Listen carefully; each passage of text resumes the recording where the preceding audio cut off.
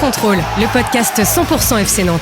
Loco Pedros, Loco, c'est fabuleux! Au lieu d'en faire 10 passes, on en faisait 3, 4, mais pas n'importe lesquels. Le succès, c'est pas l'objectif, c'est la conséquence. Autour de la table,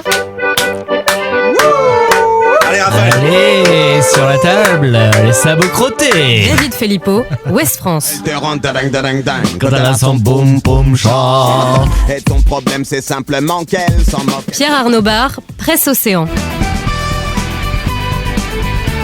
Est-ce qu'il y a des Bretons à la Christophe salle? Pénoignon, Ouest France. Un podcast présenté par Que tu luttes, Ah, tu changes? il a le droit de changer. Prouve que tu luttes. Qu'on se bute, attendre les erreurs que l'on commet. Simon Rengoat, It West. On lutte avec ce FC Nantes. Salut les amis. Salut. Salut David Filippo. Salut. Notre spécialiste du Uno. Quelle carte ont abattu les Niçois dimanche Allez, dernier ça y à la est, Beaujoire, c'est parti. David? Plus 4. Plus 4, exactement. Il est très fort.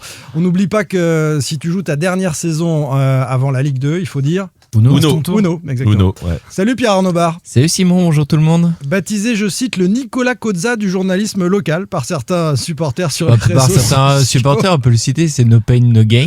Alors D'ailleurs, que- il doit pas souffrir beaucoup parce que ça gagne pas du tout. Alors que t'es même pas gaucher. Non, et en plus, je trouve ça franchement dur pour Nicolas Cozza. Moi, je trouve qu'il faut arrêter le Cozza bashing parce que déjà, il est dans une équipe de dépressifs.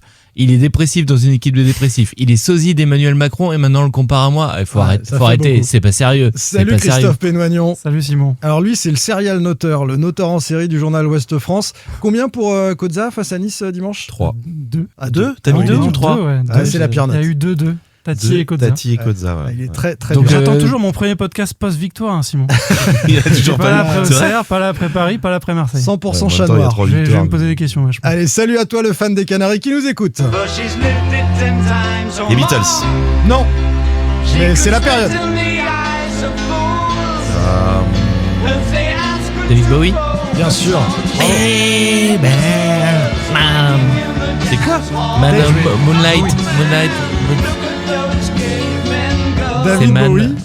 Man on Bowie, the j'avais Moon. pas compris. Bowie. Ok, David Bowie. Man on the Moon. Ah, pas loin, c'est Life on Mars. Ah, tu vois. Donc on y est. On parle de cette impression qu'ont parfois les fans du FC Nantes d'être sur une autre planète, dans une réalité parallèle, dans ce 19e épisode saison 7 de Sans Contrôle. Un naufrage de plus pour les Nantais cette saison à domicile, une nouvelle fois. Comment l'expliquer entre attentisme, faillite collective et caractère absent, avec une entame ratée, bien sûr, comme contre le Paris FC. On va essayer de comprendre les choix de Cantari, la fébrilité défensive et les bienfaits ou non du stage à Cadix. La colère gronde en tribune. Casse-toi, Valdemar, prends ton fils avec toi, chanté par la Beaujoire. Les banderoles, quelques débordements, la musique du Kita Circus, le divorce avec les supporters est-il définitif ? Qu'en pensent les joueurs et le coach notamment. Et maintenant, on fait quoi ? Un nouveau changement de coach ? Un panic buy accéléré dans les dernières heures du mercato avec, par exemple, l'arrivée de Gilbert, le défenseur, il y a quelques heures. La situation au classement est-elle irréversible ? Comment jouer samedi des Lorientais en pleine forme ? Allez messieurs, saluons la fraternité entre supporters avec, au-delà des affaires, des procès, du foot business lié à la disparition d'Emiliano Sala, des fans de Cardiff qui avaient fait le déplacement à Nantes dimanche pour vivre ce match avec leurs copains en Loire. Ils avaient déployé une large banderole sur le côté de la tribune noire. C'est finalement la seule chose qui donnait le sourire dimanche. Eh oh, faites pas la gueule. Vous êtes contents quand même, non? Sans contrôle. L'actu des Canaries a une touche de balle. Content, c'est un bien grand mot. Nantes-Nice, où commence s'aborder en 40 minutes.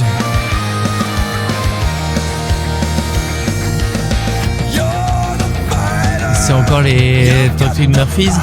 Toffee Murphys. C'est quoi? J'avoue. C'est ça.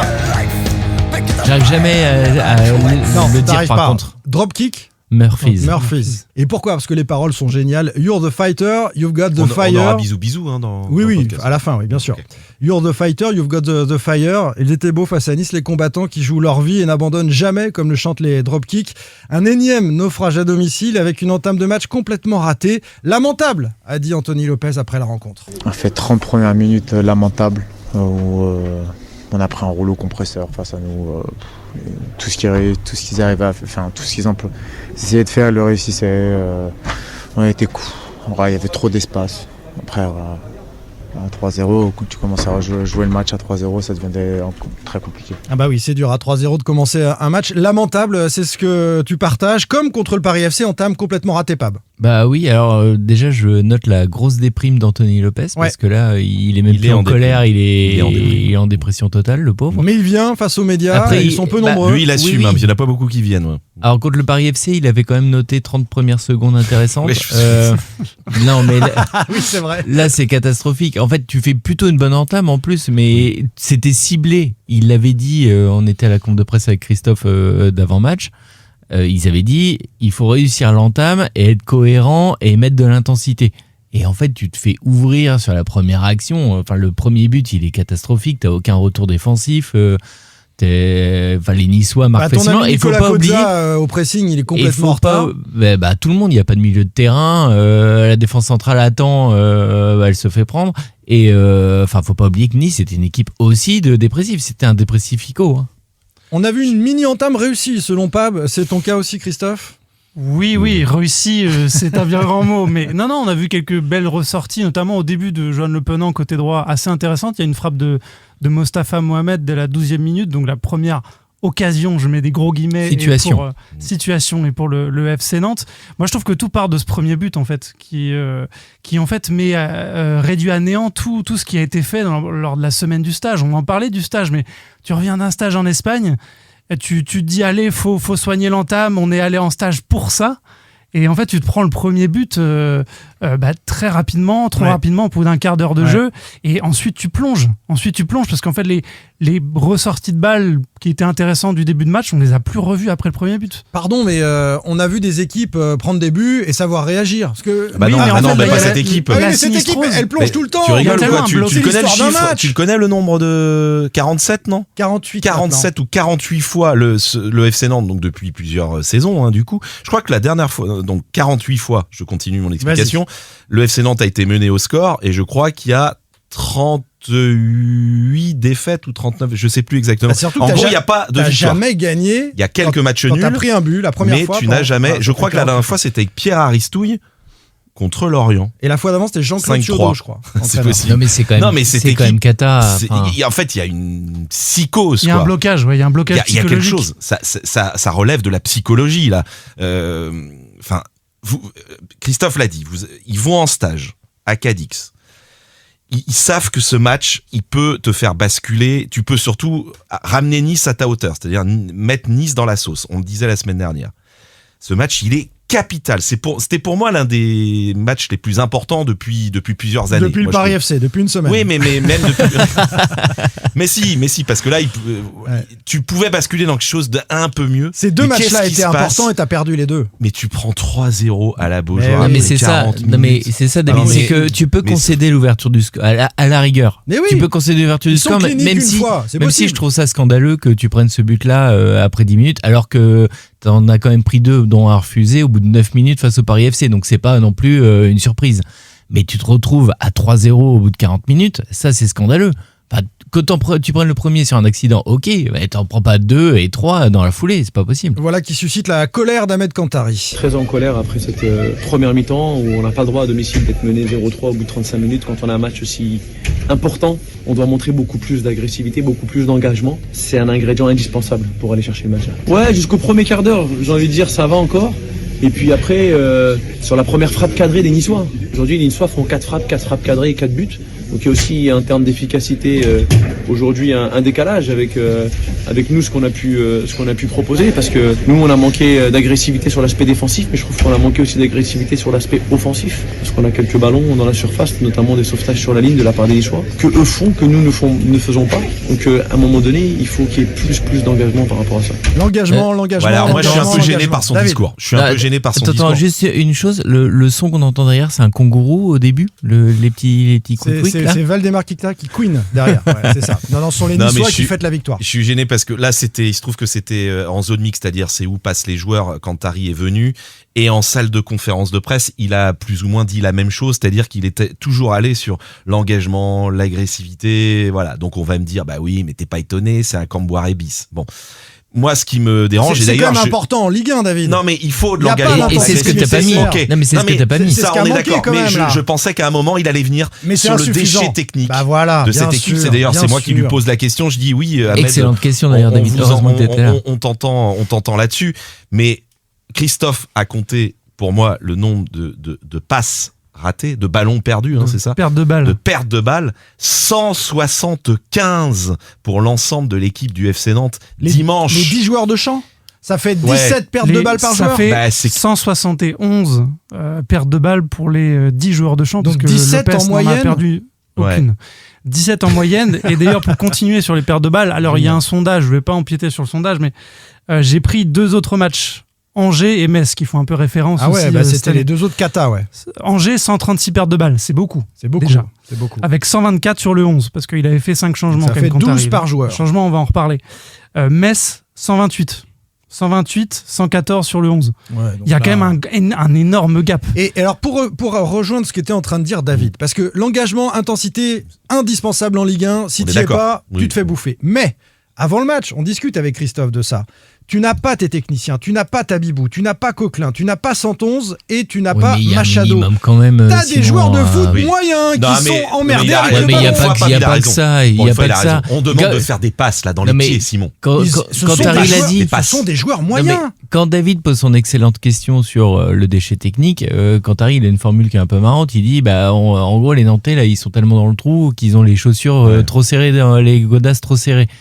Et en fait, c'est le problème. Enfin, t'as un déchet technique de malade. Je suis d'accord que t'as pas tes techniciens qui sont censés te faire des différences, mais tes Tabibou, tes Leroux, ils sont censés t'apporter la passe laser, la passe Ligue des Champions, la passe qui casse les lignes. Juste, tu sais, dans l'entrejeu, essaye de demander à Amiens et Sissoko de redoubler un 1-2, tu vas voir si le ballon arrive toujours au bon endroit. C'est pas sûr.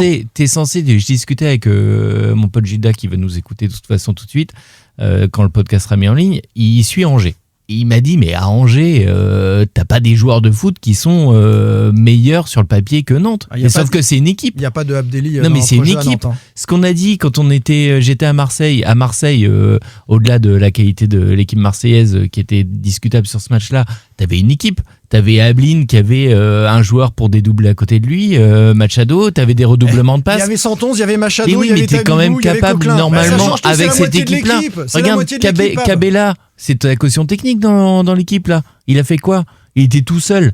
Ablin, il est quand même censé faire une passe, censé faire quelque chose. Il a joué tout seul en regardant ses chaussettes. C'est un problème. Je reste persuadé qu'il y a un aspect psychologique qui est non négligeable. On peut partir sur le mental. D'un point de vue technique, parce qu'au début, oui, il y avait du déchet. Sissoko, on a vu les contrôles américains, etc. Mais il y avait quelques redoublements qui a abouti à cette première frappe de Mohamed. Oui. Et à partir du moment où il y a ce premier but, là, tout s'écroule parce qu'en fait, t'es à la Beaujoire. Et à la Beaujoire, il y a quelque chose qui se passe qui fait qu'il y a une sinistrose. On va parler de ce qui s'est passé en tribune après. On va en parler après. C'est l'un des rares matchs de Ligue 1 que j'ai vu où j'ai senti un malaise. Je trouve que ce match était malaisant. Oui, mais pourquoi, Christophe ? Parce que t'es une équipe. J'avais une main sur la cuisse de Christophe à un moment. Je sais pas si c'est en lien. C'est peut-être ça. Parce que tu voyais le truc arriver, le cauchemar se dessiner. Et t'avais l'impression que c'était inéluctable. Ce cauchemar, alors c'est normal parce que t'es plus récent ici. Oui, bien sûr. Moi, j'ai pas sur vécu, des matchs comme ça, on a l'impression, c'est comme un air de déjà vu. Oui. Non, mais avec Camboré, t'as eu 10 défaites de suite à la Beaujoire. Tout le temps, des Nantes, Le Havre, avec Pierre Aristouille, avec Combois et avec. Mais moi, j'ai pas cette expérience-là, les gars, et c'est quelque chose que j'ai ressenti de patent. T'as senti quoi ? T'as senti la peur sur le terrain ? Exactement, un malaise, comme si quelque chose d'inéluctable allait arriver. Et ensuite, on va reparler des tribunes, mais une fois que une partie de la tribune noire s'est vidée, comme par enchantement, ça allait mieux. Oh non. Sur le terrain, un peu mieux. Un peu mieux. C'est Nice qui a arrêté de jouer parce qu'il défendait l'avantage. Nice a reculé, mais je trouve que j'ai trouvé, moi personnellement, que ça allait jouer mieux. à huis clous à Sopin. Et on les embêtera plus. Par contre, les salaires vont baisser s'il n'y a pas de supporters. Mais à Marseille, c'est un tout autre contexte. Et ils ont quand même joué beaucoup mieux. Le fait qu'à la Beaujoire, ça n'aille pas, il y a un truc qui tient pas, c'est que l'effectif a été vachement renouvelé. Donc ce sont des nouveaux joueurs qui, normalement, ne sont pas contaminés, si je puis dire. Ça se transmet vite. Je trouve que le virus se transmet très très vite. Il y a la pression autour de l'effectif. Non, mais il y a aussi autre chose. C'est qu'à la Beaujoire, tu te sens obligé, enfin les Nantais sont obligés de faire le jeu. Ils ne sont pas capables de faire ça. Contre Nice, tu vois bien pendant les 10 premières minutes, ils campent un peu dans le camp niçois, mais ils s'ouvrent derrière. On critiquait Luis Castro, voilà, la défense elle est trop haute, elle prend des buts, machin, mais là tu prends 3 buts en 40 minutes. Pourquoi ils n'en sont pas capables ? Parce qu'ils n'ont pas le bagage technique et la supériorité technique pour le faire. Ils n'ont pas le niveau et puis ils sont dépressifs. Ils sont dépressifs. Je rejoins Christophe sur l'aspect mental. Techniquement mentalement en dessous, à l'arrivée, c'est un désastre. Et il y a juste un truc sur cette équipe-là aussi, je pense, c'est que elle n'arrive pas à assumer le fait d'être une petite équipe aujourd'hui. Je m'explique, Nantes, ça reste un grand club de Ligue 1 avec un stade magnifique, avec 30 000 personnes en moyenne, ça baisse, mais voilà, un très beau stade. T'as un grand club, t'as gagné 8 titres de champion de France, et tu n'acceptes pas, j'ai l'impression, d'être Le Havre, un Auxerre, un Angers, et il n'y a pas de mal à ça en fait. Sauf qu'en fait, tu penses toujours que t'es un peu au-dessus et que tu vas te sortir. Pardon, ça fait quand même des années que... t'as un stade qui est 2 fois plus rempli que les concurrents dont tu viens de parler. T'as des salaires qui sont largement supérieurs aux concurrents dont tu viens de parler. Bah oui, mais t'es derrière Le Havre, Angers. C'est parce que le club est mal géré, c'est parce que les entraîneurs se succèdent, parce que les effectifs sont chamboulés. Oui, mais t'as toujours ce problème identitaire. Tu ne construis rien. Oui, mais t'as ce problème identitaire de te dire que tu restes un grand club. Bah non, t'es petit, ils jouent petit, quoi. Le désastre sur cette première période par Mathis Sabline. Chacun notre responsabilité dans cette défaite, dans ce désastre, mais bon, c'est une claque, 4-1 face à notre adversaire direct qui était juste placé devant nous. C'est une erreur de la part de tout le monde. Je pense qu'on a juste quelque chose à faire en ce moment, c'est de se remettre au travail, de se taire et d'avancer. Ces mauvaises prestations ne sont que le résultat de l'incompétence d'Ekita, nous dit François Xavier sur les réseaux sociaux. Joueur à 2 balles qui n'encadre pas les jeunes qui souffrent de cet état de fait. Un entraîneur nommé qui n'a aucune expérience en Ligue 1 qui plus est pour sauver le club de la relégation. Transition toute faite pour parler du coach et de ses choix. Ahmed Kantari n'a fait aucun changement avant la 81e minute. C'est très très rare ça dans le football moderne. Quand on dispose de 5 possibilités de révolutionner son équipe, on peut changer la moitié des joueurs. Le dispositif, il n'a rien changé. On lui a posé la question en toute fin de zone mixte. Il était quasiment partant, donc il a répondu rapidement. C'est incomplet à mon sens, écoutez-le. Faire des changements, c'est pour apporter quelque chose de plus. Aujourd'hui, on avait l'intention de garder deux points devant. Ensuite, on a fait rentrer Youssef pour pouvoir garder de la présence dans la surface. Donc le seul avant-centre que l'on avait sur le banc, on l'a fait rentrer. Le seul avant-centre que l'on avait sur le banc, on l'a fait rentrer. Alors déjà, c'est pas vrai factuellement. Bah oui, parce qu'il y a Junior Koné qui est au centre. Il y a 2 matchs, il a fait jouer numéro 9. Donc voilà, il y a Guirassy qui peut jouer pourquoi pas à 2 devant. Ganago évidemment. Donc et c'est incompréhensible. Donc t'as 4 attaquants sur le banc, et puis t'es pas obligé de changer tes attaquants. On lui dit aucun changement du tout. Il parle que de l'attaque. Il ne change ni de système ni de joueur. Peut-être. Je sais pas, il est parti avec un petit sourire. On était ensemble en zone mixte. Il est parti avec un petit sourire sur cette question, peut-être. Comment l'interpréter mignon, je pense, en nous disant tu lui as mis la main sur la cuisse aussi, les gars, j'ai pas le matos. 81e, j'ai rien sur le banc pour booster cette équipe-là. Après, t'as aussi dans le genre de match-là, il y a beaucoup d'entraîneurs qui font ça. Tu prends une branlée, tu responsabilises les joueurs qui sont sur le terrain. Je sais plus, il y a des entraîneurs qui ont déjà dit ça. Genre, t'es mené, tu dis à la mi-temps au gars, vas-y. Je suis pas sûr. Continuez, t'as ce côté, continue dans le truc. Non, ça semble être un message pour sa direction, parce que je sais que le staff attend avec impatience au moins un attaquant, voire 2. Donc il y a un peu de ça, mais il y a des choix qui sont pas compréhensibles. Il le met titulaire il y a 15 jours, Junior Koné face à Nice en Coupe de France. On lui pose la question, il nous dit non, il faut faire jouer la concurrence. Et il le met avant-centre, et là il nous dit non, j'ai qu'un avant-centre sur le banc, c'est Youssef El Arabi. Donc il y a un truc qui cloche. Et pardon, sur les remplacements, il y a une semaine, on était déjà en train de dire qu'il avait mis très longtemps face au Paris FC à comprendre qu'il prenait la misère au milieu de terrain et qu'il fallait faire remonter Sissoko pour densifier l'entrejeu. Ça fait 2 fois qu'il est assez apathique avec son équipe qui prend des... Même les choix de départ, on a tous été surpris de voir Le Penant sur le côté droit dans un 4-2-3-1, alors qu'il avait fini le match du PFC en 4-3-3. Donc il y a quand même énormément de changements de système. Il était paumé, Le Penant. Et Le Penant, alors... Jour d'eau au jeu, c'était très compliqué encore, pour lui. C'était pas le plus mauvais pour moi. Non, c'est pas le plus mauvais, mais je trouve qu'il est mal utilisé à ce poste. Il n'était pas à l'aise, quoi. Tout à l'heure, Christophe parlait d'impression désagréable sur le côté. Voilà. Moi, l'impression désagréable, c'est cette sensation de bricolage un peu. C'est que à chaque match, alors ok, il y a les faits contraires. Tu perds match à dos 111, donc bien sûr, on l'a le dit. système que tu avais imaginé avec des pistons, il tombe à l'eau. Tu as des blessures de Tabibou, de Leroux qui ne reviennent pas, Coquelin qui se répète encore. Vraiment, c'est la guine. De toute façon, cette saison, tu as la guine des blessures qui se poursuit. N'empêche que tu changes encore de système. Des tribunes, t'as du mal à lire si c'est un 4-2-3-1, un 4-4-2. Mais ouais, avec Cabella qui est haut, Le Penant qui est à droite. Et j'ai cette sensation d'une équipe qui se cherche et d'un coach qui cherche la bonne formule. 4 matchs de Ligue 1 pour Cantari. À Angers, catastrophe. Le 4-4-2 imposé, pas t'as travaillé. 2 défaites 4-1 quand même. Hein. Ficelle. À Marseille, joli coup, les Pistons, et franchement très beau match. Parce que quasiment au complet. Mais les 2 derniers, aussi. il s'est encore tactiquement soit trompé, soit il n'a pas corrigé assez vite, et c'était trop tard après. T'es chez changement de joueur, changement de système. Tu vois, il joue un moment contre le PFC avec Sissoko, défenseur central, Manga qui passe la moitié du match en défense, milieu défense centrale, il repasse au milieu. Il a changé de système à ce moment-là. Tu sens qu'il cherche. Il tâtonne. Quoi. Et c'est petit teasing, on en parlera tout à l'heure, mais c'est ce qui provoque forcément la colère de Valdemar Kita après chaque match. Et maintenant, on fait quoi ? Ce sera notre 3e partie, voilà, effectivement. Exactement. Est-ce que c'est le pire match de la saison ? On va passer rapidement sur notre sondage, parce que c'est un peu tristoun de se poser cette question-là. Christophe en parlait tout à l'heure. Non, c'était Metz. Non, c'était Angers. Oui, ou j'hésite, trop de choix. Les gens ont voté très largement j'hésite, trop de choix, David. Vas-y, je te laisse lire. Moi, il n'est pas prêt. 70% pour j'hésite, trop de choix. Quelques commentaires. Je ne sais pas si c'est la prestation la plus catastrophique. Certes, la défense était honteuse en première mi-temps, mais on s'est quand même créé beaucoup d'occasions. Nice a été très efficace, c'est tout, nous dit Augustin. Et puis Pep nous dit le FC Kita, c'est record sur record, minable. Il peut faire plus encore, je sais pas comment, mais je leur fais confiance. Ils sont désabusés, les joueurs. Est-ce qu'on touche le fond quand même ? Les joueurs aussi d'ailleurs, peut-être. Est-ce qu'on touche le fond en matière de production depuis le début de la saison ? C'est surtout que... David l'a dit, c'était un match capital. Pour moi, c'est pour ça qu'il est cata. Ouais. C'est que tu as le contexte. C'est que tu es fin janvier, que tu es barragiste, que tu as la chance 2 fois de suite d'affronter l'équipe qui est juste devant toi, parce que Paris FC était 2 points devant il y a une semaine. Là, c'est Nice qui était 4 points devant, et tu prends du retard. Tu creuses ton trou. Et tu creuses ton trou, un retard monumental. Et c'est ce qu'on dit depuis tout à l'heure, tu devais absolument créer quelque chose, au moins montrer quelque chose dans l'envie, et tu t'es effondré sur un match capital. Donc pour moi, c'est cata ça. Ouais. Pour moi, c'est le pire si on prend tout, si on prend le contexte global. Effectivement, je rejoins Pab là-dessus.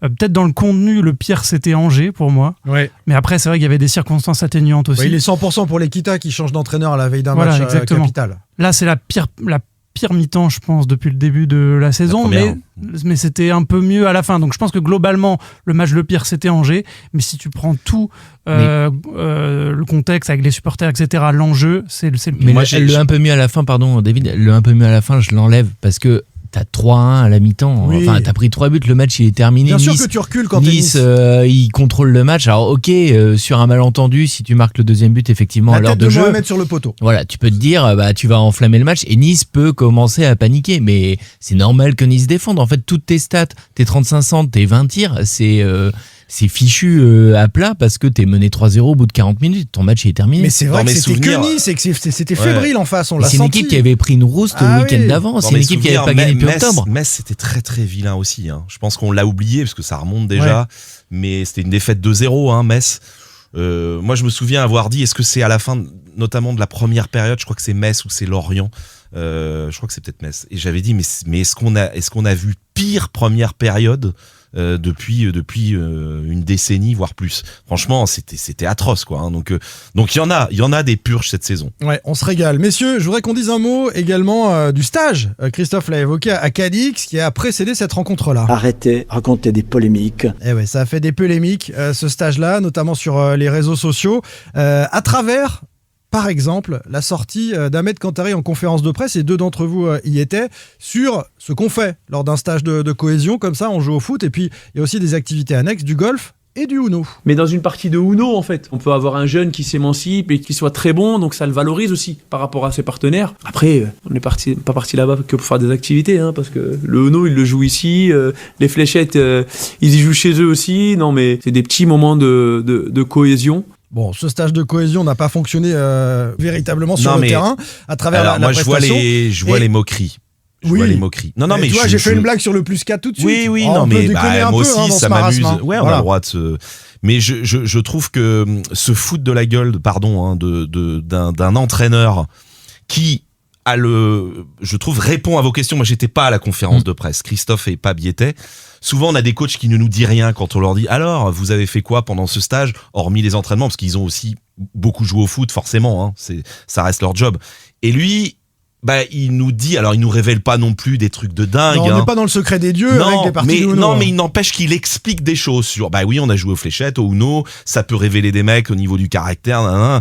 Il dit des choses. Camboire n'aurait jamais répondu à ces questions. Luis Castro, je l'aurais sans doute pas compris, n'aurait pas répondu non plus. Non, mais je suis pas là pour défendre Cantari, mais juste pour dire aux gens d'arrêter de se foutre de la gueule du monde. Parce que toutes les équipes de football, lorsqu'elles partent à un stage, font du Uno, moi, ce que je trouve inquiétant, font du tarot. Mais oui, bien sûr. Ce qui me dérange, aussi. En rire, je trouve que ça prend des proportions sur les réseaux sociaux. Je suis d'accord avec toi. C'est qu'en rire, c'est une chose. En fait, tout prendre, en fait, mais après, de toute façon, tout ce qui vient du FC Nantes, on le sait depuis longtemps. La com, ils s'arrachent les cheveux, les mecs des réseaux sociaux et machin. Quoi que tu dises, quoi que tu fasses, tu te fais défoncer. C'est compliqué. Parce que c'est le FC Nantes et que t'es à la com du FC Nantes. Oui. Mais en 2022, quand Nantes gagne la Coupe de France, ça jouait au Uno tout le temps. T'as leur boulot qui vient faire un inside, machin, elle joue au ping-pong avec les mecs. Plus, la cohesion, c'est important. C'est normal. Et si tu veux t'arracher pour ton copain qui s'est fait piquer le ballon. Et c'est exactement ce qu'a dit Ahmed Cantari. Cantari, déjà, il en a pas parlé lui-même, il répond à nos questions et on peut lui reconnaître le fait de pas avoir été langue de bois et de raconter les choses. Il nous a dit le golf c'était une demi-heure dans la semaine de practice parce que c'était à l'hôtel, ils ont fait ça. Il a dit aussi que évidemment quand tu prends un stage, tu vas pas faire 10 heures de foot par jour en fait et le but, il l'a dit avant de partir, c'est de la cohésion. Et de mettre des moments de groupe. Tout est polémique. On a compris ce que vous vouliez dire. Non, pardon, c'est la chute. Un membre d'un staff d'un club de Ligue 1 m'a dit hier, pour lui, c'est une erreur de com. Quand tu es dans une situation comme ça, t'évites de parler de Uno, mais de dans ce cas, tu dis plus rien. Tu dis plus rien et nous, on va dire, super, il parle plus. Donc peut-être qu'il a fait une erreur de com. Il a été trahi un peu par Junior Manga qui est passé avant lui. Oui. Et il a d'ailleurs été surpris que je lui pose la question sur le golf. Ah, d'accord. Voilà, parce que Junior Manga en a parlé. Désolé pour lui. Et le Uno, c'est moi. Le mettre dans la sauce. Et le Uno, c'est moi qui ai dit l'équipe joue au Uno avant. Voilà, donc non, mais c'est l'écume des choses. Franchement, on va s'arrêter là. Non, mais c'est bon. Ce qui m'intéresse, mais c'est bien. Ce qui m'intéresse, c'est est-ce que la cohésion qui était attendue, est-ce que ce stage, dont certains ont interrogé l'utilité, a finalement montré qu'il servait à rien? Pas. Mais on en avait parlé, David. Voilà, c'est ce que tu dis. Non, mais David, on était parti, pardon. C'est le scénario du match. En fait, tout part en lambeaux. Le premier, le deuxième et le troisième, parce que tu peux réagir quand tu prends un but. Faut arrêter. T'as pas eu de cohésion. Ce que c'est que c'était un stage cohésion, un stage pour resserrer les liens, un stage quand Harry nous a dit pour partir à la guerre ensemble. 0-3. Voilà, et t'as 0-3 après 40 minutes, donc ton stage il est foutu. Il y a des stages qui fonctionnent aussi. On a vu par le passé, c'est déjà pas Marbella, mais il y a eu d'autres stages. C'est ce que j'allais dire. Marbella, c'était cata aussi. Marbella, c'était l'année dernière. Je me souviens de 2005, je crois, le maintien. Vous vous souvenez? Bah oui, je suis pas tout jeune, moi. T'avais 2005, des cheveux à l'époque. Ça commençait à creuser déjà. 2005, le maintien, Mamadou Diallo. Sur le fil contre Metz. Contre Metz. C'était une autre équipe, ça t'était jamais arrivé. Ils étaient partis en stage quelques jours au Sable d'Olonne. C'est notre époque, c'était il y a 20 ans, David. Mais alors, c'est quoi le rapport? Une autre époque? Mais non, mais t'avais d'autres joueurs, c'était jamais arrivé. Mais oui, je te parle de l'intérêt d'un stage, de rassembler les hommes entre eux et pour la cohésion. C'est tout. Oui, mais en fait, quand tu changes de coach et tu changes 10 joueurs tous les 6 mois, forcément, il faut faire de la cohésion parce que les mecs se connaissent plus et c'est l'éternel recommencement. Et peut-être que déjà garder des techniciens sur la longueur avec un projet et des joueurs, tu auras peut-être un peu moins de besoin de faire des stages. On est d'accord, mais Castro, c'est pas en une semaine. Je demande l'intérêt d'un stage. Je te réponds à la question. Allez, messieurs, on parle des supporters et de la colère en tribune. Simon Rengoat, It West. David Filippo, Ouest France. Pierre Arnaud Barre, Presse Océan. Christophe Pénoignon, Ouest France.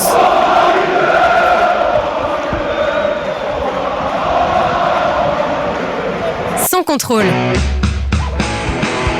L'actu des Canaries a une touche de balle. Et c'est vrai que ça chantait fort, c'était pas content en tribune. Hein. Si tu voyais mon avocat, ce qu'il veut me faire dire de toi, Reggiani. Il ne te trouve pas d'excuses. C'est l'artiste Frédéric Michael. Mais non, les jolies choses de ma vie. Frédéric François. C'est Michel Delpech. C'est Michel Delpech. Il a fallu que je t'accuse. Ah oui, c'est pour toi ça. C'est Michel Delpech. Pourquoi t'as pas dit Michel? Parce que je chantais. Les divorcés. de Michel Delpech. Le divorce est en cours entre le FC Nantes et la Brigade Loire, la Tribune Loire, voire tout le stade, car le fameux chant que vous allez entendre dans quelques instants a été largement repris pour la première fois, je pense, avec autant d'intensité par toute la Beaujoire dimanche.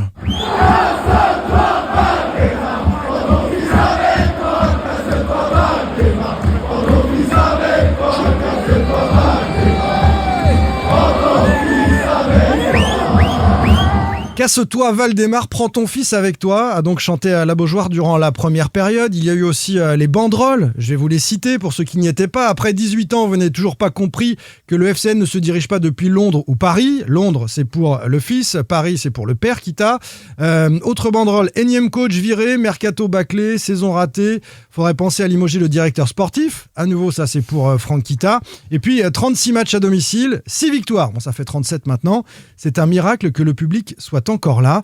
Il y a même eu quelques débordements aussi en fin de première période avec une partie de la Tribune Loire, de la Brigade Loire qui est sortie de la tribune pour venir en bord terrain montrer les muscles et ils n'ont pas la été colère. retenus. Je sais que certains sur les réseaux sociaux m'ont dit mais non, ils n'ont pas été retenus du tout. Ils ne comptaient pas aller sur la pelouse. Non, moi c'est ce qu'on m'a dit. Okay, il n'y a pas eu de... Évidemment que s'ils veulent rentrer sur la pelouse, ils rentrent. Il y a 3 et il n'y a eu que le service de sécurité, effectivement. Il n'y a pas eu de CRS, parce que des CRS contre Le Havre l'année dernière, il y en avait eu beaucoup, ça avait débordé. Sur cet épisode-là, il y avait de la colère et on voit Mostafa Mohamed qui a marqué le but du 3-1 juste avant la pause, qui fait un geste d'apaisement. Calmez-vous, calmez-vous. Je ne sais pas si ça a énervé encore ils avaient davantage déjà commencé à débâcher. Ils ont débâché après le 3e but. Donc en fait, ils étaient en train de débâcher quand Mohamed marque. D'ailleurs, petite anecdote, je l'ai mis dans mon compte rendu, mais tu parlais des chants, des banderoles, mais même les pubs sur les panneaux d'affichage, c'est cata. Le panneau, juste avant le but, c'est les gars des eaux, parce que toutes les fuites ont une fin, sérieux. Moi, j'étais mort de rire.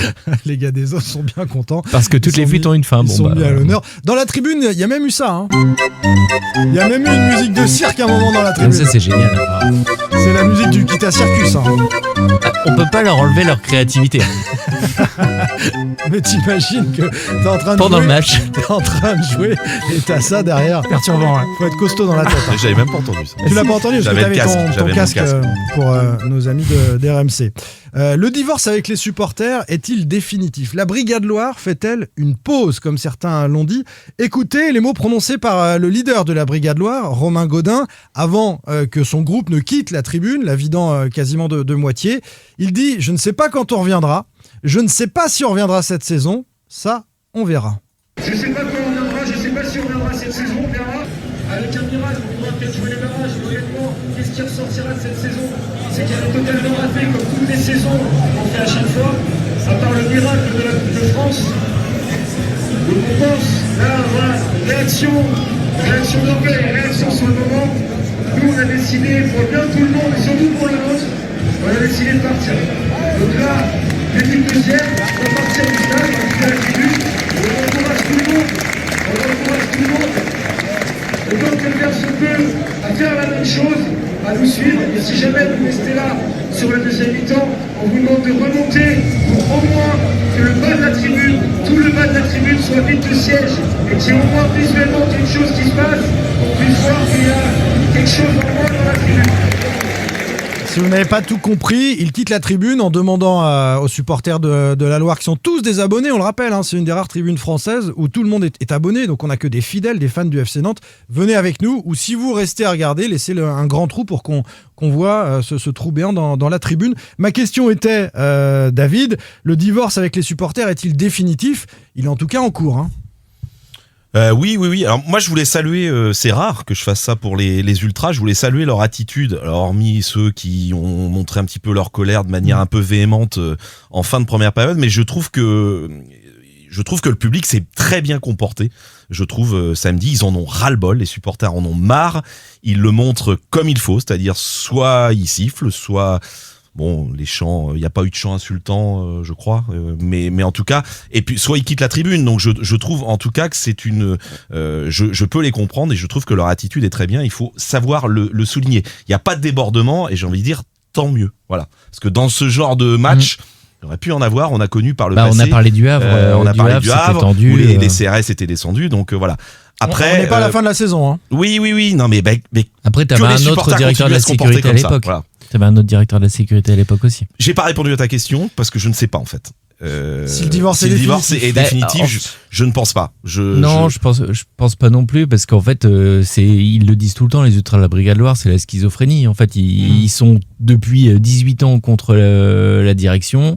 Ils en ont marre de voir des purges et ils sont quand même toujours là et ils aiment leur club. Enfin, quand t'es supporter, quand t'aimes ton club, tu peux pas dire que c'est un divorce définitif. Combien de personnes disent j'en ai marre du FC Nantes, et en fait tu continues de t'infuser ça. Alors moins t'en as qui lâchent. On peut retourner avec son ex. Ça peut arriver dans une vie de retourner avec son ex. Voilà, ça c'est une possibilité. Jean-Marcel pourra en parler d'ailleurs. Ouais, mais il est pas là malheureusement. Christophe, juste une précision parce que Pab a répondu sur la Brigade Loire, mais j'allais plus loin. Vous avez vu les supporters le en général. Les chants contre Franck Kita, c'était des chants qui étaient repris. Oui, après l'air, il est super sympa. On chante tous. Enfin, c'est sympa comme air, quoi. J'ai vu des mecs de 60 ans si tu te lèves pas, t'applaudis pas là. Se lever dans les tribunes, des mecs, des vieux. Oui, c'est important de le dire. Mais ce qui est sûr, c'est qu'il y a un désamour. Là, c'était 23 000 personnes, c'est ça? Il est total. Voilà, on était quand même surpris de la bonne influence des premiers matchs de la saison. Là, on voit qu'il y a quand même un étiolement. Là, le match de coupe, c'était, il n'y avait pas grand monde. Hein. C'était le premier match en dessous des 20 000 depuis très longtemps. J'ai fait un article là-dessus ce matin dans Presse Océan, vous pouvez lire. Bravo, Pab, on le lit. Merci mais je vois que tu n'as pas du tout ouvert le journal. J'ai moins de recul que vous là-dessus, les gars, pour juger si c'est définitif ou non. Ta fraîcheur nous intéresse. Non, je pense que si ça va un peu mieux, s'il y a de l'espoir et que sur des matchs importants comme Le Havre... d'autres matchs. T'es vraiment frais alors. Ouais, t'es vraiment frais. Non, mais s'il a raison. Ils vont peut-être revenir. Je l'espère, mais en tout cas, ça peut repartir en fait. C'est ce que je veux dire. C'est pour ça que je parle de divorce. Mais il faudra reconquérir ces supporters. Là, il y a quelque chose qui s'est passé. Ils ont quitté la tribune. On ne sait pas si on va revenir quand même, dit Romain Godin. Non, mais ça fait longtemps moi que je dis qu'il faut faire ça. Quand il y avait des débordements, effectivement, je disais si tu veux montrer ta désapprobation, on vient plus au stade. Et ça va être il y en a déjà plein qui le font et qui écoutent le podcast et qui ne vont jamais au stade. Je vais répéter ce que dit. Je pense que les gens, ils aiment pas le FC Kita, on l'a compris et on peut les comprendre. Mais il n'empêche qu'ils ont ça dans les tripes. Ils aiment ce club. Et si ça se trouve, il y aura une grosse colonie de supporters à Lorient. Non, mais j'en sais rien. Ou il y aura encore contre Lyon, peut-être 25 000. Ou en Ligue 2, David.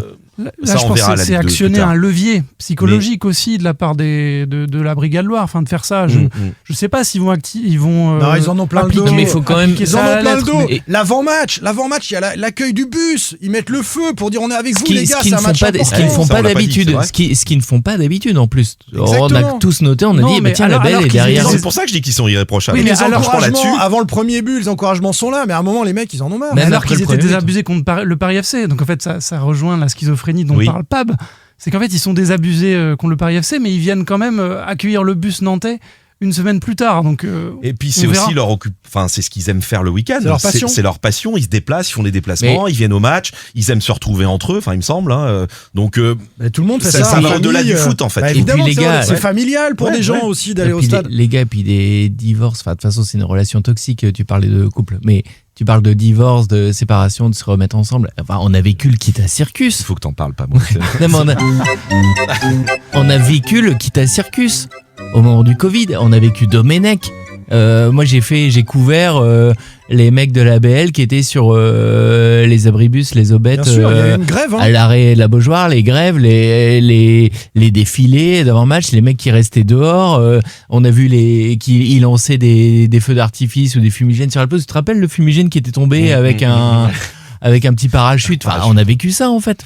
C'était pas si longtemps. Les joueurs, qu'en pensent-ils? On va écouter Anthony Lopez. Évidemment, il accepte la colère des fans. Ils font le nécessaire avant le match. Ils viennent nous voir, ils nous encouragent. On est dans le bus. Et franchement, on n'a rien à leur reprocher. Tout simplement. On a tous vu le stade cette semaine. Quand tu gagnes 6 matchs sur 37 aujourd'hui à domicile, on comprend. Non, c'est sûr que on peut rien leur dire de négatif. Ils font le boulot du début jusqu'à la fin. Maintenant, et à 3-0, 3-1 à la mi-temps, t'es chez toi. Il n'y a rien à leur dire, il n'y a rien à dire, ils ont pleinement raison, tout simplement. Lopez qui cautionne, tout comme le coach Cantari. Aujourd'hui, les supporters ont totalement le droit d'être en colère. Ils ont le droit de quitter leur stade quand à un moment donné il y a 0-3 au bout de 35 minutes de jeu, comme je l'ai dit tout à l'heure, avec l'accueil qu'ils nous ont fait. Et c'est à nous d'aller chercher les choses. et eux suivront, mais aujourd'hui, bien évidemment qu'on peut pas leur en vouloir, on peut juste se la fermer et se remettre au boulot dès demain. Se la fermer et se remettre au boulot. Le discours a changé par rapport à il y a une semaine quand même. C'est-à-dire Lopez, il disait ouais mais non, on a besoin de leur soutien. Il s'est fait défoncer. Voilà, je pense qu'il a vu. Ce qui a été repris par certains articles putaclic, je suis désolé, c'est une partie de ce qu'a dit Lopez. Parce que dans son entièreté, Lopez, il avait expliqué que évidemment c'était normal d'être sifflé, mais que ça ne les aiderait pas assez logiquement. Oui. Merci Simon de préciser. Non mais c'est vrai. Non mais t'as raison. Non mais tu veux dire quoi d'autre? Qu'est-ce que tu veux dire d'autre? T'as fait une prestation lamentable. Comme tu dis, le public s'est bien comporté et est parti. Les gens, ils payent leur place, ils payent leur abonnement. À un moment, ils ont le droit de dire moi, je cautionne plus ce spectacle, en fait. Enfin, tout simplement. Je reviens sur les épisodes. On parlait de Kita Circus. Moi, j'oublie pas qu'il y a 10 ans, ça avait été très grave quand tu avais des personnes qui étaient allées en tribune présidentielle pour essayer d'aller chercher les Kita. Et là, tu avais eu tout un épisode de divorce total aussi avec les supporters. Bien sûr. Et c'était grave. Là. C'est pour ça que je vous ai dit que l'histoire n'est peut-être pas terminée. Parce que c'est... on veut pas que ça aille dans la violence, c'est toujours pareil. C'est leur passion, mais à un moment, on sait que ça peut partir en sucette. La colère des supporters de la Brigade Loire, la colère de la Tribune Loire, la colère du stade, et aussi, messieurs, la colère des partenaires. Ce mardi soir, on enregistre là, on est mardi après-midi, devait se tenir la soirée des partenaires du FC Nantes avec les principaux sponsors, les entreprises qui mettent des sous, avec un discours, vous en avez l'habitude, de Valdemar Kita sur la situation du club, etc. Des vœux pour cette année 2026. Le contexte fait que la soirée a été annulée et un message a été envoyé, David, c'est vous qui l'avez sorti en premier hier, à l'ensemble des sponsors. Oui, c'était, alors j'ai pas tout le message en tête, mais compte tenu du contexte, c'est même pas précisé sportif, mais évidemment contexte sportif, mais c'est peut-être un peu le contexte général aussi, la relation avec les supporters. Ils craignaient peut-être des interventions de supporters aussi dans cette soirée. Alors c'est ce qui est déjà arrivé, parce que moi j'avais couvert une soirée partenaire au Radisson Blu, où tu avais des représentants de label qui s'étaient pointés. Alors ils avaient distribué des tracts et ils étaient restés en nombre à l'arrivée de tous les partenaires. Ou Valdemar peut-être n'avait pas trop envie de se retrouver tu veux souhaiter quoi après comme bonne année? Face aux sponsors à assumer un peu ce bilan cataclysmique, c'est aussi l'autre raison potentielle. La colère des partenaires, elle s'exprime alors à travers des choses qu'on nous rapporte, qu'on nous dit, puis l'un d'entre eux s'est exprimé sur les réseaux sociaux, un certain Jérôme Malen, qui est partenaire du FCN, qui est directeur général chez Métiers de Bouche Équipement, et qui a écrit sur LinkedIn, on a vu ça hier matin, David, c'est clair, le président reste une figure essentielle pour ce club. Son engagement, son poids et son importance ne sont pas discutables. Propos introductif. Ok. En revanche, la gestion sportive confiée à son fils est un échec évident. Les décisions prises montrent un manque de compétences et d'expérience à ce niveau, et le club en paye aujourd'hui directement le prix sur le terrain. Soutenir un club, ce n'est pas se taire quand les mauvaises décisions sont prises. C'est justement pour ça qu'il est important, parce que Nantes mérite mieux. Tacle énorme dans la continuité de ce qu'ont fait les supporters en ciblant très précisément Franck Kita, de ce partenaire PDG d'une entreprise. Un post qui a été liké notamment, ça m'a fait rire, par Olivier Fento, l'ancien responsable sécurité du FC Nantes, sur LinkedIn, ou par un autre dirigeant, président de LS Conseil, Sébastien Longin. Bravo pour cette prise de parole évidente et que je partage. Est-ce que ça fissure pas un peu aussi chez les partenaires, messieurs? Est-ce que vous avez des échos de ce type? Avec en première ligne Franck Kita et sa gestion sportive du FC Nantes. On a appris par la suite donc l'annulation de la soirée partenaire. On sent qu'il n'y a pas qu'au niveau des supporters traditionnels que la crise est évidente. Mais ça fait longtemps qu'on se pose cette question-là. On parlait du Kita Circus, je me souviens qu'on en avait parlé de ça, de dire que les partenaires aujourd'hui, quand tu es une marque, que tu mets de l'argent pour être associé au FC Nantes, c'est compliqué. Enfin... avoir ton nom sur le maillot, les gars des eaux, je suis pas sûr que ce soit une pub. Eux, je leur fais de la pub et puis niveau fuite, ils s'y connaissent du coup. Mais enfin, c'est compliqué quand t'es partenaire. Mais même on discutait au stade, je discutais avec une personne qui gère les loges, qui disait en loge on a moitié moins de personnes en fait. Ils sont comme les supporters, un peu schizophrènes. Ce sont souvent des passionnés du club, du FC Nantes. Oui. Les sponsors. Il y a ça aussi, ce sont des gens qui aiment, peut-être pas tous. Certains font du business aussi, parce que mais il y en a beaucoup qui sont passionnés par exemple, je crois que ce Jérôme Malen, c'est ça? Ouais. Je crois il suit le club depuis 93, je crois qu'il était abonné dans les années 90. Donc c'est un vrai passionné du FC Nantes. Puis typiquement, quand t'es sponsor ou partenaire ou que t'as des loges, c'est aussi pour en faire profiter des clients, de pouvoir inviter, de dire tiens, je te file 2 places en loge. T'imagines le cadeau? Sympa la soirée. Ouais. Heureusement, il y avait du champagne. J'espère qu'il est bon le champagne et qu'il n'y a plus d'un petit four parce que sinon c'est compliqué. Les partenaires donc, qui commencent à grogner. Et n'oublions pas, les amis, que l'aventure du collectif nantais a débuté avec une partie des partenaires qui se sont extraits justement de ce cercle de partenariat. Certains ont fait les deux en même temps, mais contestant les résultats et la politique de Valdemar-Kita, dans cette aventure qui, on le sait maintenant, n'a pas abouti. Mais la grogne des partenaires, elle peut aussi avoir des conséquences un peu plus importantes. En tout cas, à l'époque, il y a un parallèle à faire avec ce qui s'est passé à l'époque, David. Je te vois. Non, mais oui, je me souviens. En fait, j'ai pas de souvenir de ça, mais effectivement, alors peut-être qu'il va y avoir un collectif nantais bis. Peut-être, mais j'avais oublié que c'était parti de ça. Peut-être. Allez, question suivante. Et maintenant, on fait quoi à tous les niveaux ? Simon Rengoat, It West. David Filippo, Ouest France. Pierre Arnaud Barre, Presse Océan. Christophe Pénoignon, Ouest France.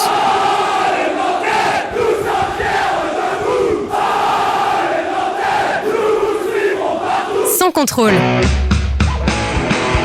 L'actu des Canaries a une touche de balle. Bah oui, c'est la question. On fait quoi maintenant ? Céline Dion, bah oui. Et on fait quoi ? Je ne sais pas. Moi non plus. Mais la vie sans toi, c'est ce que j'ai chanté quand Palois est parti. Ouais. Sans toi, c'est le titre. La vie sans toi, je sais pas. Je sais pas. Non, c'est je sais pas. Je sais pas. On fait quoi maintenant ? Je sais pas. On va essayer de réfléchir ensemble à toutes les strates du club, les amis. Franck Kita en difficulté. Si on part du haut, à travers là, ses supporters qui le montrent du doigt, un peu plus particulièrement que l'animosité anti-Valdemar à laquelle on était habitué. Là, il y a eu des banderoles, il y a eu des chants, tout un stade qui reprend. Il y a les partenaires. Il est un peu dans l'œil du cyclone, notre ami Franck Kita, à travers ses décisions sportives récentes et même passées. Mais là, ces deux mercatos qui sont quand même contestables, les changements de coach, cette instabilité et puis le désastre au classement.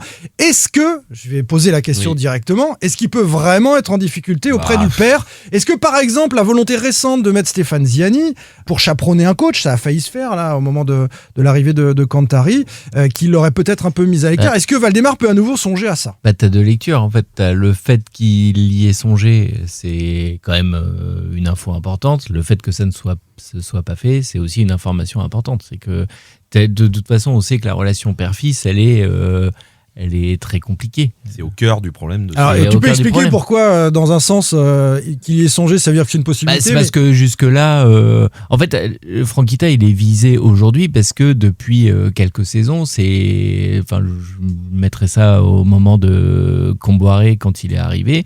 Il a pris la main sur le sportif et Valdemar Kita a pris plus de recul.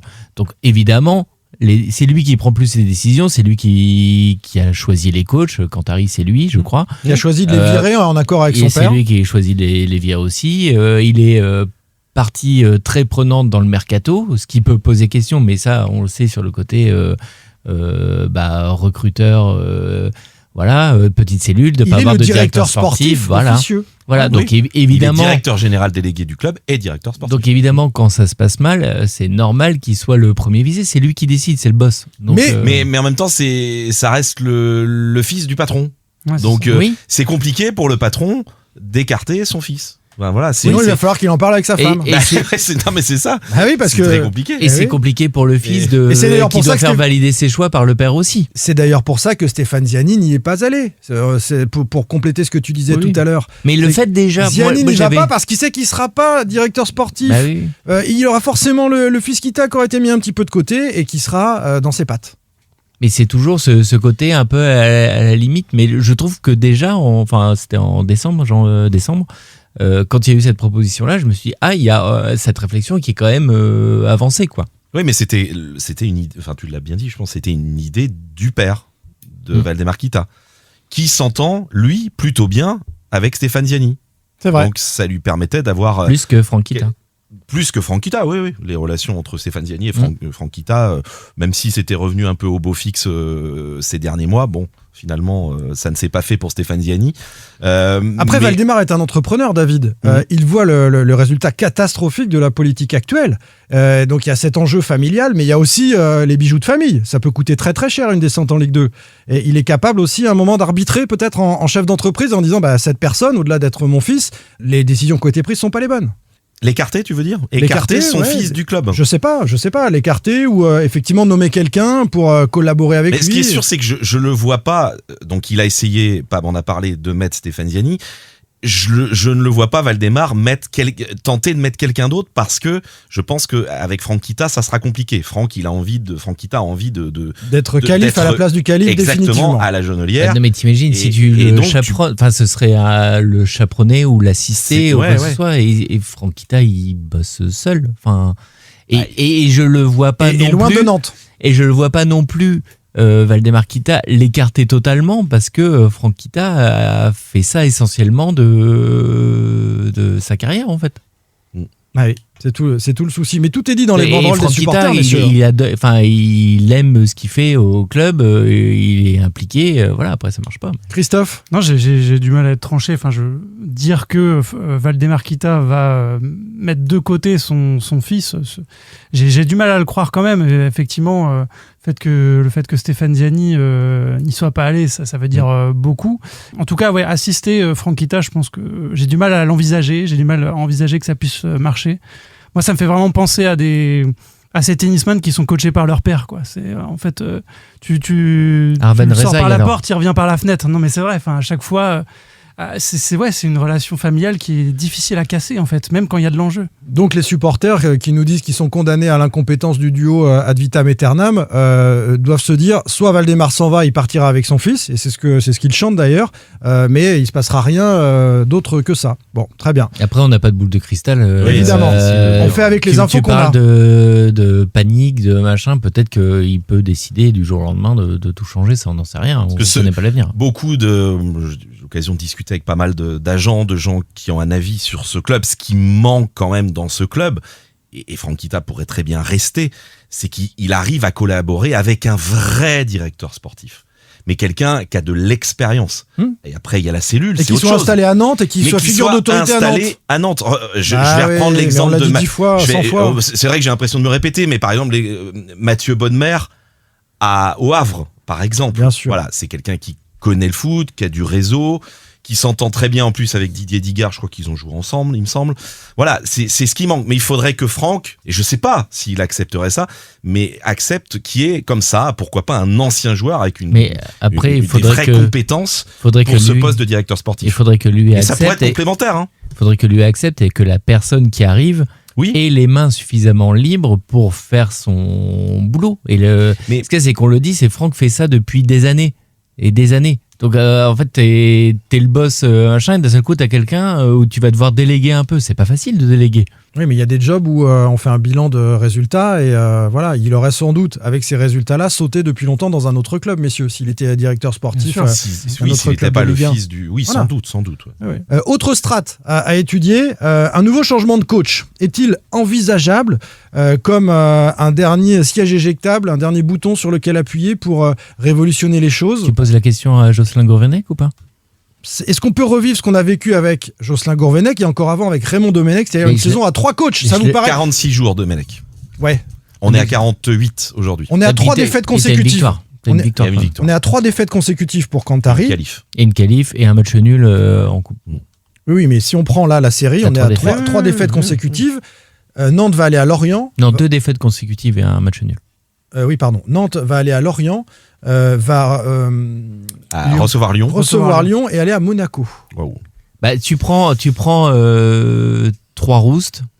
Évidemment, c'est fini. Voilà, c'est fini. Bah, c'est la loi du sportif. Mais encore une fois, on n'a pas de boule de cristal. Si t'as un rebond, même que t'accroches un 0-0 à Lorient, que tu prends pas de but parce que là t'es une passoire. Donc voilà, tu peux te dire, il peut y avoir le début de quelque chose. Il peut y avoir le retour. L'énième retour de 111, l'énième retour de Coquelin, Machado au bout d'un moment il va se rétablir aussi et tu auras peut-être une énorme recrue d'ici le février. On va quand même dire les quelques infos qu'on peut avoir les uns ou les autres sur les coulisses. J'ai commencé à le dire tout à l'heure. Vas-y David. Si ça ne tenait qu'à Valdemar Kita, voilà. Je pense que lui il appuierait déjà sur le bouton. Ouais. Il croit pas quand il s'en cache pas devant témoin à la Beaujoire, il l'a fait dimanche, il l'avait fait avant. For sure. Ah oui, c'est vrai qu'on aurait pu dire ça aujourd'hui. Il ne s'en cache pas, il est agacé par les résultats et également la tactique, si je puis dire, d'Ahmed Kantari. Voilà, il trouve qu'il change trop de système et il hurle devant témoin. Il le dit à la volée, donc tout le monde l'entend. Tout le monde le sait. Que le propriétaire du club ne croit pas dans ce nouveau coach. Il est là depuis un mois, Kantari. T'as le propriétaire qui dit déjà que c'est quelqu'un qui est pas au niveau et qui prend pas les bonnes décisions. On est quand même dans un club de fous au FC Nantes. Mais de toute façon, tant que Valdemarquita ne sera pas entraîneur, on aura ces situations-là. On va y arriver un jour. En Ligue 2. Peut-être, c'est possible.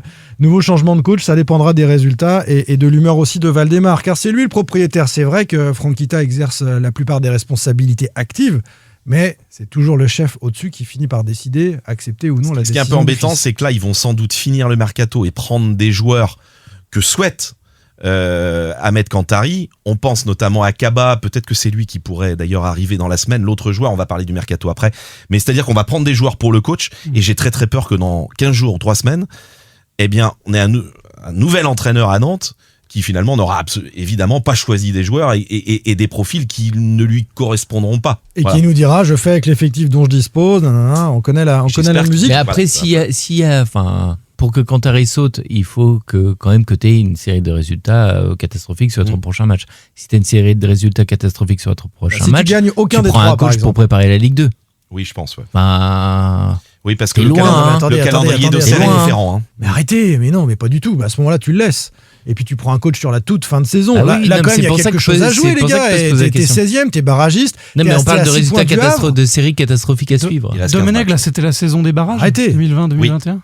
Donc 4 coachs dans la saison. Il y en a eu 4. Non, Gourcuff, Kolo, Domenech. Ah oui, Kolo, tu te sauves au barrage. Donc changement de coach ne veut pas forcément dire. Oui, mais c'était mi-janvier. C'était mi-janvier. Faut encore les changer 2 fois. 4. Il en faut 4 cette saison pour que tu ailles au barrage. Les mecs vont se dire, finalement, c'est peut-être pas les coachs le problème. Oui, c'est vrai. Mais ça veut dire que dans ce cas, faut que tu aies encore le retour d'Antoine Comboiré et on l'attend. Ah, il y a des retours possibles. Il y a eu Comboiré, il y a eu Derzakarian. Michel Derzakarian, il est pas très loin. Il attend. Et pourquoi pas Pierre Aristouille tant qu'on y est. Bien sûr, David. Tout est possible dans la Kita Family. Ce panic buy accéléré, parlons un temps du mercato, un petit mot sur les joueurs dans ces dernières heures. Ça y est, on arrive dans les dernières heures, il reste une semaine et un joueur, vous l'avez annoncé avec nos confrères de l'équipe, David, et je l'ai lu dans Presse Océan également. Oui, avant Ouest France d'ailleurs. Avant Ouest France, c'est incroyable, ça c'est des tacles. C'est haut, mais après ça reste pas, ça glisse. Voilà, petit tacle de Pab au passage. Que tu mettes ça pour moi, c'est normal. Gilbert, qui veut en parler, qui veut présenter? Bah vas-y Pape, tu t'es lancé. Mais non, mais Gilbert, moi ça m'a fait rire quand j'ai vu ça, parce que latéral. Mais surtout je vais tout de suite dire l'info principale, il a pas joué depuis cet été. Voilà. Oui. Aucun match cette saison, mais une saison quasi complète. Je trouve ça génial. En tu Italie, fais venir la saison un mec. Dernière. Mais est-ce qu'on peut présenter le joueur d'abord? C'est un latéral droit, plutôt polyvalent, défenseur polyvalent. Il peut jouer aussi piston, dans l'axe. Il peut jouer piston. Voilà, c'est ça. C'est peut-être ce qui intéresse Ahmed Kantari. Il a résilié son contrat. Il a 31 ans. Il a résilié son contrat avec le club de Lecce. Que tu suis depuis des semaines avec attention. Sauf qu'il n'a pas vu un match de Gilbert parce qu'il jouait pas. Il a résilié donc avec Lecce. Donc il était libre. Il a signé pour 5 mois. Il est passé forcément, vous l'avez vu si vous suivez la Ligue 1, il est passé par Strasbourg. Il a joué à Caen, mais Strasbourg, il a beaucoup joué à Strasbourg. Bordeaux. Il a fait également. Club Aston Villa. Voilà. Ouais, grosse expérience. Le Real Madrid. Alors pour le coup, c'est un vrai joueur de Ligue 1, mais je rejoins pas. Il a 225 matchs de Ligue 1, je crois. Mais le problème, c'est qu'il n'a pas joué depuis 6 mois, donc en gros, dans 3 semaines, il se pète. Voilà. Donc c'est encore un pari. Non, mais je plaisante. De la fragilité comme Machado, comme Coquelin.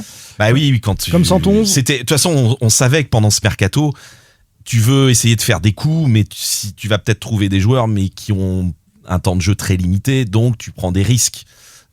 C'est moins des paris sur la qualité du joueur. Parce que je pense que c'est un joueur, s'il est à 100%, c'est un joueur de Ligue 1 qui beaucoup changé de club aussi. Je pense que sincèrement, sur le côté droit, c'est meilleur qu'Amiens. Vous allez me dire, c'est pas compliqué. Mais non, mais je pense que c'est meilleur. Voilà. C'est une excellente nouvelle. Ouais. Ma question du matin, c'était est-ce qu'on empile ou est-ce qu'on bonifie cet effectif? Moi, j'attendais de ce mercato qu'on bonifie des joueurs plus techniques, supérieurs. Machado, Cabella, ça correspond. Machado, Cabella, oui. Oui. Avec la fragilité de Machado. Ali Youssef. Youssef, pas Youssef. Oui, Youssef, c'est ce que j'ai dit. Non, attention. Ouais. Ali Youssef, mais j'ai dit le bon truc. C'est Paris.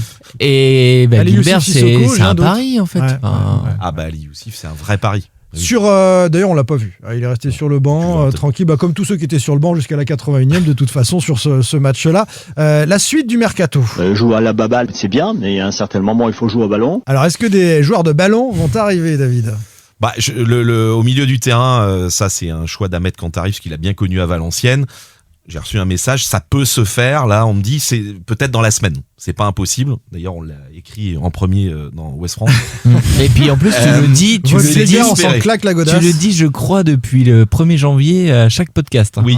Il doit arriver dans la semaine. Ça, c'est faux. Ça, c'est faux. J'ai dit que c'était toujours une piste espérée. Et ça, c'est Ouest France.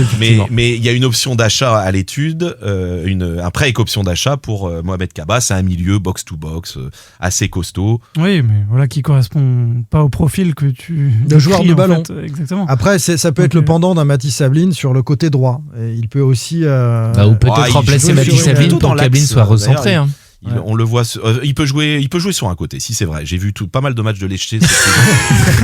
De Lecce. Il y a toujours moi pour rien. Hein. Je vois du Tillet, tiens. Et puis après, devant. Un ailier. Au moins un. Mais qui ne sera pas notre ami Abouklal. C'est fini. Ça. Voilà. Ouais. Des noms ? C'est en cours ? Oui. Mais t'as des noms ? Oui, non, voilà. Alors une lettre peut-être ? Ce sera en premier dans Sans contrôle. Un A, mais il y en a beaucoup. Okay. Abouklal. Finalement, ça revient. Mais non, mais là, on a vu que ça démarre pas par un. C'était une priorité, on va dire. Enfin, des priorités, j'ai l'impression qu'il y en a des nombreuses, parce qu'à remonter au classement du mercato, c'était la défense centrale. Mais là, on a vu avec les remplacements très tardifs et les deux remplacements d'Ahmed Kantari qu'il fallait des offensifs. Qu'il fallait des offensifs et notamment des ailiers. Mais ça veut dire que tu comptes pas clairement pas sur Ganago du coup. Non. Qui était rentré contre le Paris FC milieu droit. Et pas sur Guirassy non plus, puisque tu le fais pas rentrer non plus. Je pense que tu considères du côté de Kantari que le matos c'est pas là pour être performant. Et vous faites quoi lundi prochain ? Mercato. Tu fais quoi lundi ? Mercato. Ouais. Je pense qu'il va falloir avoir son ordinateur. Je pense que jusqu'au bout, ça se trouve il se passera rien. Mais moi, de toute façon, je pense sincèrement que si en plus il y a une défaite à Lorient, ça peut faire feu de tout bois jusqu'à la fin du mercato. Mais alors dans ce cas, tu refais un stage cohésion. Ouais, il faut refaire un stage de cohésion. C'est vrai. Et le Uno, tu peux jouer jusqu'à combien de joueurs ? Pas de blague sur le Uno. Non mais fais un loup-garou dans ce cas. Tu fais un loup-garou, tu dis qu'il y a des loups. Bien sûr, c'est une excellente idée.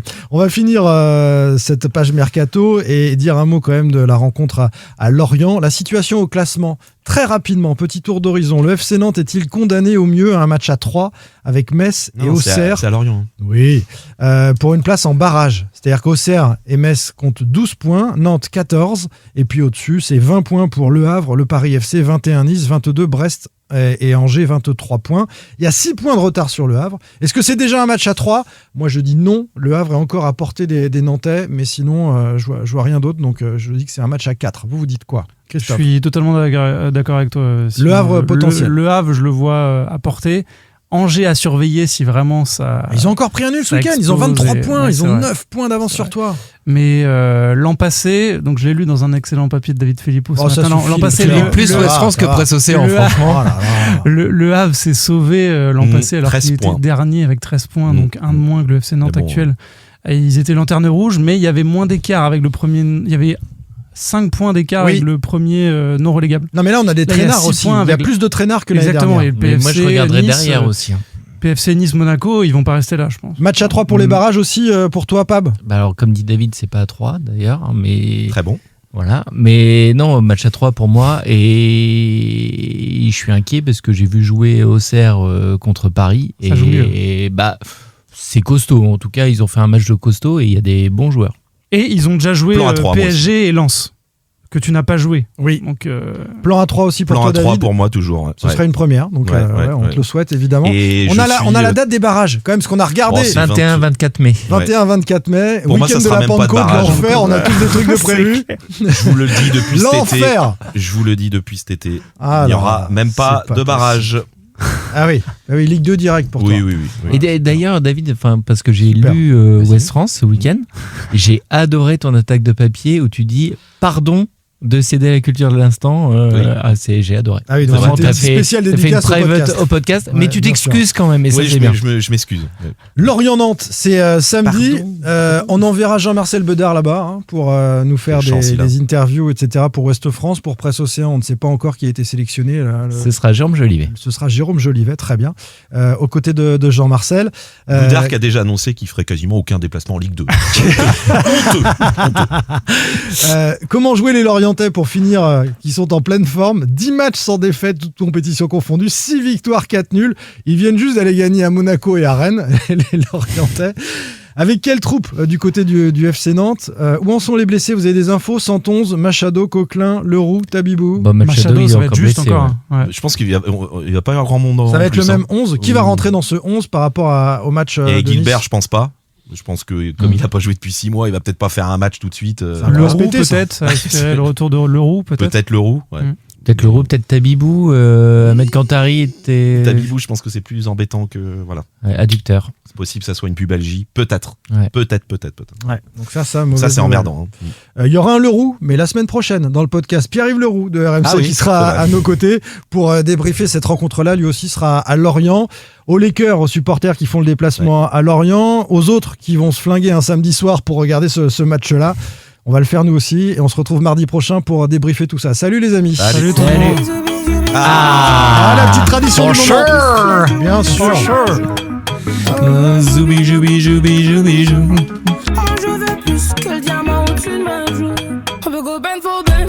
Allez, on se met un peu de plaisir. Et David. Un podcast proposé par les rédactions d'It West, Presse Océan et Ouest France à retrouver sur toutes les plateformes.